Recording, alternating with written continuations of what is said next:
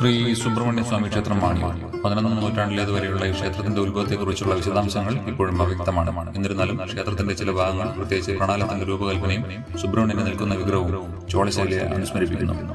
ഈ വിഗ്രഹം ആദ്യം പ്രതിഷ്ഠിച്ചത് ഒരു മഹാനായ ഋഷിയാണെന്ന് റിപ്പോർട്ടുണ്ട്. എന്നിരുന്നാലും ഇതുമായി ബന്ധപ്പെട്ട ഒരു ഐതിഹ്യവുമില്ല. മുമ്പ് ക്ഷേത്രം മനാട്ട് കണ്ണംവെട്ടി ഇല്ലങ്ങളുടെ ഉടമസ്ഥതയിലായിരുന്നു. 1965 സാമ്പത്തിക ബുദ്ധിമുട്ടുകൾ കാരണം ഈ ഇല്ലം ക്ഷേത്രം HRNCE വകുപ്പിന് കൈമാറേണ്ടി വന്നു. ഇപ്പോൾ HRNCE വകുപ്പ് നിയമിച്ച ഒരു ക്ഷേത്ര കമ്മിറ്റിയാണ് ഇത് കൈകാര്യം ചെയ്യുന്നത്. പടിഞ്ഞാറോട്ട് ദർശനമായി മുഖമണ്ഡപമുള്ള ചതുരാകൃതിയിലുള്ള ദ്വിതല സന്താര തരത്തിലുള്ള ശ്രീകോവിലിൽ 2 അന്തരാളങ്ങളുണ്ട്. ലാറ്ററൈറ്റ് കല്ലുകൾ കൊണ്ട് അലങ്കരിച്ച് കുമ്മായം പൂശിയ അധിഷ്ഠാനത്തിൽ വൃത, കുമുദം, കുമുദപടി, കമ്പം, ഗലം, കാല, പടി, പാടി എന്നിവയുടെ അച്ചുതണ്ടുകളുണ്ട്. സോപാനത്തിന് 4 നേർരേഖ പടികളുണ്ട്.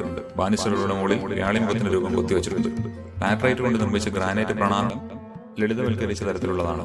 ഇത് സാധാരണ ചോള പാരമ്പര്യം പിന്തുടരുന്നുണ്ട്. മനോഹരമായി കുത്തിയെടുത്ത ലാറ്ററൈറ്റ് ചുവരുകളിൽ 3 ഘനദ്വാരങ്ങളുണ്ട്. പടിഞ്ഞാറ് ഒരു പ്രവർത്തനക്ഷമമായ വാതിലിന് പുറമെ പുറം അന്തരാളത്തിന്റെ തെക്ക് ഭാഗത്ത് ഗണപതിയുടെയും ദക്ഷിണാമൂർത്തിയുടെയും പ്രതിമകളുണ്ട്. നമസ്കാര മണ്ഡപത്തിന് 16 തൂണുകളുണ്ട്. തകർന്നു കിടക്കുന്ന ചുറ്റമ്പലത്തിന് 2 പ്രവേശന കവാടങ്ങളുണ്ട്.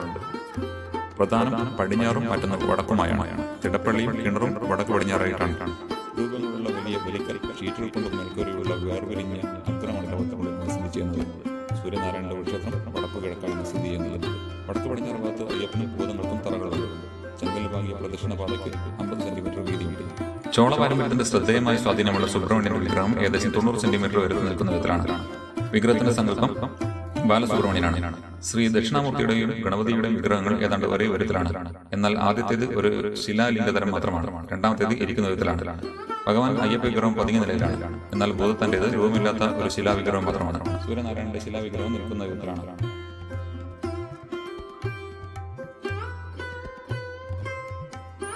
പൂജാ സമയങ്ങൾ. ക്ഷേത്രം ദിവസവും രാവിലെ 6 മണി മുതൽ 11 വരെയും വൈകുന്നേരം 6 മുതൽ 8 വരെയും തുറന്നിരിക്കും. പ്രധാന പൂജകൾ ഇവയാണ്: ഉഷപൂജ രാവിലെ 8 മണി, ഉച്ചപൂജ രാവിലെ 10:30, അത്താഴപൂജ രാത്രി 7:30. ദിവസേന ശ്രീബലി നടത്താറില്ല. എന്നിരുന്നാലും ഉത്സവകാലത്തിന്റെ പ്രഭാതത്തിലാണ് ശ്രീഭൂതബലി നടത്തുന്നത്. പ്രധാന വഴിപാടുകൾ ശർക്കര പായസം, വെള്ള നിവേദ്യം, പുഷ്പാഞ്ജലി എന്നിവയാണ്. അവയിൽ ആദ്യത്തേത് ആഗ്രഹ പൂർത്തീകരണത്തിനായി നടത്തപ്പെടുന്നു. തൃക്കാർത്തിക വൃശ്ചികത്തിൽ ഉത്സവദിനമായി ആചരിക്കുന്നു. നാടകം, നൃത്തം തുടങ്ങിയ ആധുനിക വിനോദങ്ങൾക്ക് പുറമെ കഥകളിയും ഓട്ടംതുള്ളലും അരങ്ങേറുന്നു. വിഗ്രഹം ആദ്യം പ്രതിഷ്ഠിച്ച തന്ത്രി ആരാണെന്ന് അറിയില്ല. ഇപ്പോഴത്തെ തന്ത്രി തളിപ്പറമ്പിലെ പൂന്തോട്ടത്തിലെത്ത് സ്വദേശിയാണ്. പ്രധാന പൂജാരി നമ്പൂതിരിൽ നിന്നുള്ള ആളാണ്.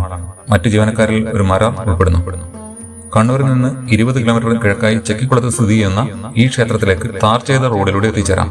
താമസ സൗകര്യങ്ങൾ കണ്ണൂരിൽ ലഭ്യമാണ്.